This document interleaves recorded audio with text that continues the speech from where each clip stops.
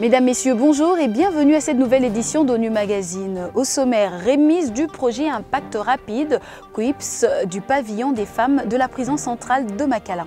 On le nomme la Task Force de la police de la MONUSCO. De quoi s'agit-il et quel est son rôle? C'est à suivre dans cette émission. Et du côté de la conférence de presse cette semaine, la RDC s'est dotée d'un atlas sur les énergies renouvelables, une première en République démocratique du Congo. Et enfin, la MONUSCO a rendu hommage à Patrice Emery Lumumba. Les développements de ces titres à présent. Pour un coût total de 34 536 $ américains sous la conduite de la section d'appui à la justice. Le 26 juin écoulé, la MONUSCO venait de remettre les clés du pavillon réservé aux femmes détenues, accompagnées de leurs enfants aux autorités pénitentiaires de la prison centrale de Makala. C'est en effet pour répondre aux défis que pose la promiscuité au sein de cette prison que la MONUSCO a une fois encore répondu à l'appel des autorités de cette institution qui incarcerait les femmes au sein d'un seul et même pavillon, sans tenir compte que parmi elles, il y en a qui sont accompagnées des nourrissons. On est très content au niveau de la MONUSCO d'avoir réalisé cet ouvrage et que les nourrissons se trouvant aux côtés de leur mère en détention, comme vous le savez, ne sont pas des détenus. Ce sont des personnes tout à fait libres.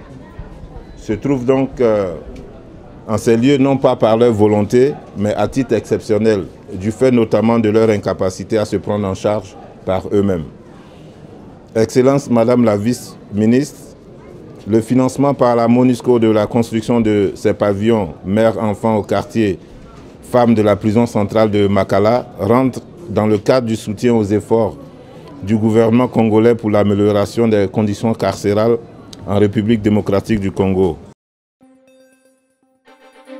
Le gouvernement congolais a procédé au lancement officiel de l'Atlas sur les énergies renouvelables au cours d'une rencontre avec les bailleurs de fonds le jeudi 3 juillet 2014. Le PNUD, tout d'abord, le Programme des Nations Unies pour le développement, nous informe que la République démocratique du Congo se dote d'un atlas sur les énergies renouvelables. Cet atlas est une première dans le pays et dans la région. Le gouvernement congolais va procéder demain jeudi au lancement officiel de l'Atlas sur les énergies renouvelables au cours d'une rencontre avec les bailleurs de fonds.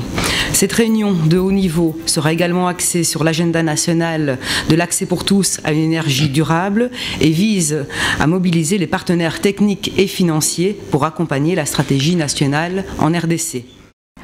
Conformément à la résolution 2098 du Conseil de sécurité sur la protection des civils, la police de la MONUSCO a révisé sa stratégie opérationnelle sur le terrain, d'où la création de la Task Force. Son rôle, suivant ce reportage. Ils s'appellent respectivement Ibrahim Mahamat et Oumin Diaye. Ils font partie intégrante du personnel de la police MONUSCO. Ce tandem est l'une des task forces de la mission onusienne en déplacement dans les territoires de Massissi au nord Kivu.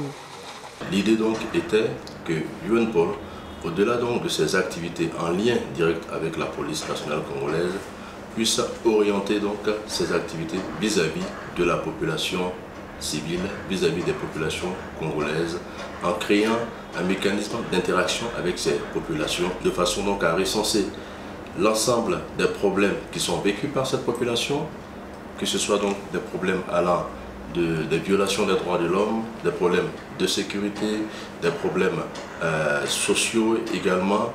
Quelles sont les mesures que vous avez prises pour la protection des civils dans le cadre de la sensibilisation et de la protection?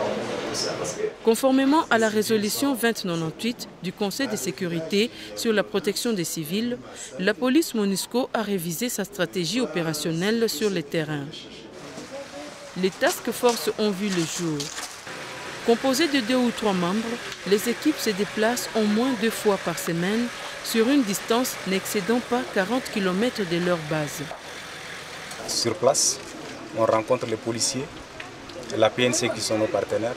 On discute ensemble, on discute d'une manière un peu interactive sur les actions à mener ensemble, de soumettre des recommandations que nous allons insérer dans nos rapports et que nous allons envoyer successivement à Kinshasa.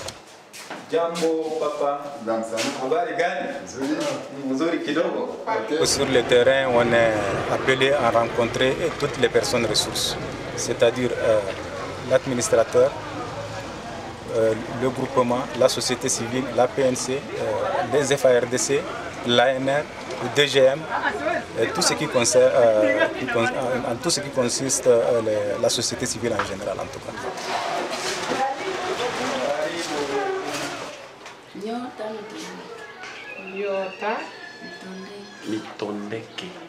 Nous intervenons d'une manière un peu générale, parce que c'est en passant par la population qu'on doit savoir ce qui se passe sur le terrain. Donc c'est eux qui peuvent nous fournir les vraies informations. Mimi ninaifurahia sana juu ameniuliza namna gani tunaishi mwa hii teritoria ya Masisi, na mimi nimemwelezea jinsi ubakaji ilikuwaka, lakini kutokana na MONUSCO JAR ilikuwa kuleta seminari hapa mwa hii teritoria yetu, watu wakaishi mzuri na basoda na babibi ya basoda wakaishi mzuri na raia. Il y a un bon actuellement, un problème de leadership politique. La rencontre d'aujourd'hui n'est pas la première, surtout que la MONUSCO, chaque fois qu'elle passe chez nous, ce genre de rencontre,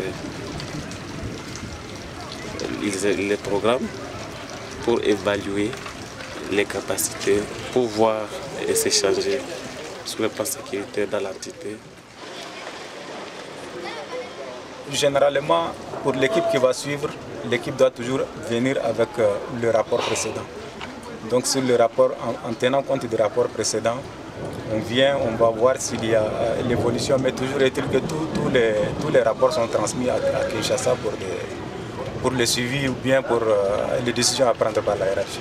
L'idée derrière ça également, c'est en fonction donc des problèmes recensés, c'est d'être capable non seulement de faire des recommandations, mais également de produire par exemple des CUPS, des projets impact rapides, de façon à solutionner un certain nombre de problèmes que vivent les populations civiles. En clair, la task force de la police MONUSCO a pour rôle de corriger les insuffisances remarquées dans la lutte contre les violations des droits de l'homme et autres abus divers.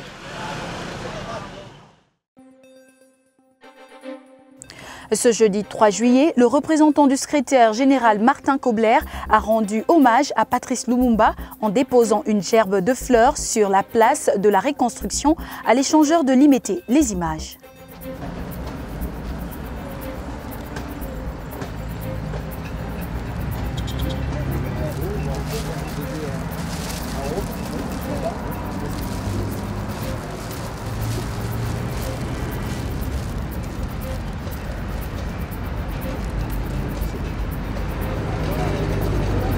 Voilà, Patrice Lumumba était une grande inspiration.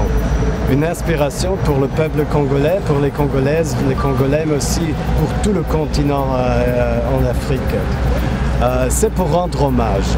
Vous avez eu le 54e jour de l'indépendance, il y a quelques jours. J'ai vu le défilé. Vous êtes une nation fière. Maintenant, c'est le 53e anniversaire de Patrice Lumumba. Il avait une vie assez courte, mais il était l'inspiration pour le continent.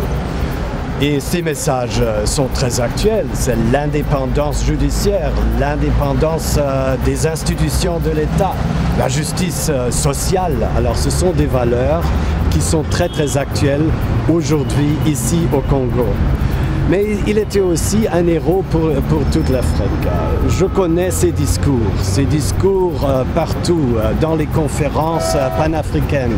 Et laissez-moi citer d'un de ses discours que j'ai ici. C'était prononcé à Accra, à Ghana, lors de la conférence panafricaine. Il a dit, malgré les frontières qui nous séparent, nous avons la même conscience, les mêmes soucis de faire ce continent africain un continent libre et heureux. Et voilà, c'est l'objectif de ma présence ici, de l'honorer, de rendre hommage à Patrice Lumumba. Et c'est avec cet élément que nous allons mettre un terme à cette édition d'ONU Magazine. Merci de votre aimable attention et à la prochaine.